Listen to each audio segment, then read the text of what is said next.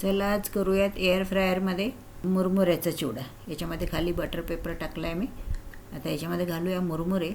एक 3 वाट्या मुरमुरे घातले आहेत मी। 1 वाटी शेंगदाणे घालते, 1 वाटी डाळवा, एक 2-4 हिरव्या मिरच्या टाकायच्या, थोडासा कढीपत्ता आणि बेसिक मसाले टाकायचे आहेत आपल्याला। लाल तिखट 1 चमचा घालते मी, ते ऐच्छिक आहे, तुम्हाला लागलं तर घाला किंवा मिरची आपण घातली आहे।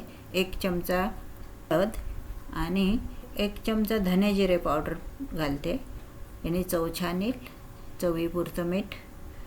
हे सगळं मिक्स करून घ्यायचं आहे आणि मग आपल्याला टेम्परेचर सेट करून एअर फ्रायरला लावायचं आहे। तर एअर फ्रायरला लावताना मी 185 वर ठेवते, जे आहे सेट टेम्परेचर तेच ठेवते आणि साधारण 8 ते 10 मिनटं याला पण सेट करून लावून देऊया। हे 8 मिनटासाठी मी लावते।